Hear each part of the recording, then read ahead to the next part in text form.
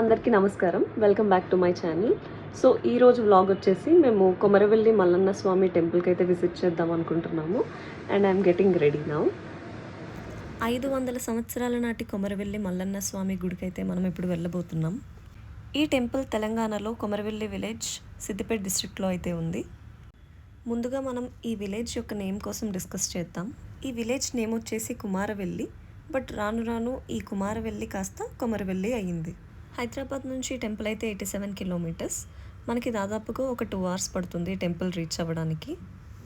మేమైతే హైదరాబాద్ నుంచి మధ్యాహ్నం 12:30కి అయితే బయలుదేరాము. అండ్ దారిలోనే లంచ్ చేసేసి టెంపుల్కి రీచ్ అయ్యేసరికి మాకు 3 అయింది.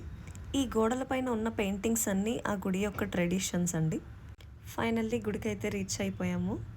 ఇప్పుడు నేను గుడి యొక్క మెయిన్ ఎంట్రన్స్ దగ్గర ఉన్నాను. మీరు కూడా గుడి యొక్క మెయిన్ ఎంట్రన్స్ చూసేయండి.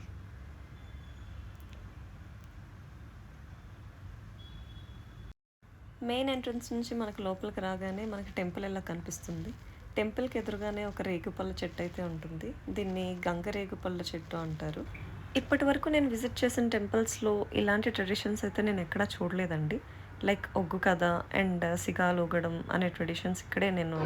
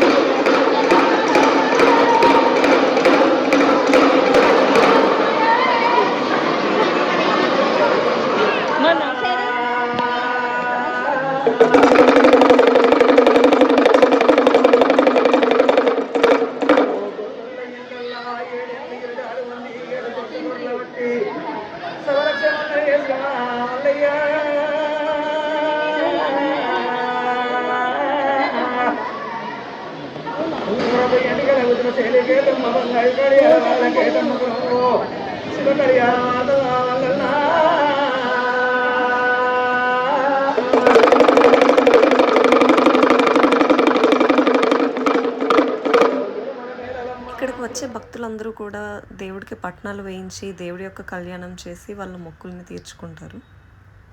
ఈ పట్నాలు వేయడం అనేది ఎవరు పడితే వాళ్ళు చేయరండి. కేవలం ఒగ్గు పూజారులు మాత్రమే చేస్తారు. ఈ పట్నాలని 5 రకాల పౌడర్స్తో వేస్తారండి. పసుపు, కుంకుమ, తంగేడు చెట్టు powder, pink herbal powder and బియ్యం పిండితో వేస్తారు.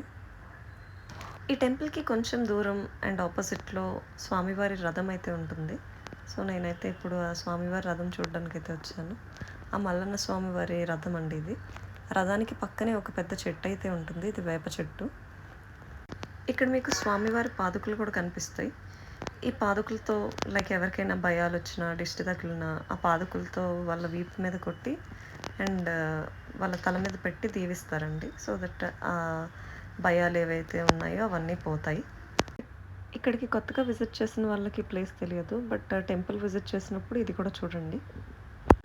ఆ రథం ఉండే ప్లేస్ నుంచి మెయిన్ ఎంట్రన్స్కి నేనైతే నడుస్తూ వెళ్తున్నప్పుడు చాలా షాపింగ్ స్టాల్స్ అయితే నాకు కనిపించాయి. ఇక్కడ మనకి స్వామివారిని పూజించే ఐటమ్స్ అన్నీ అవైలబుల్ ఉంటాయండి. సో మీరు అక్కడ కొనుక్కొని లోపలికి అయితే తీసుకెళ్ళచ్చు. ఈ టెంపుల్ యొక్క స్టోరీ అండ్ అదర్ ట్రెడిషన్స్ కోసం నెక్స్ట్ వీడియో అయితే నేను అప్లోడ్ చేస్తాను. Thank you for watching.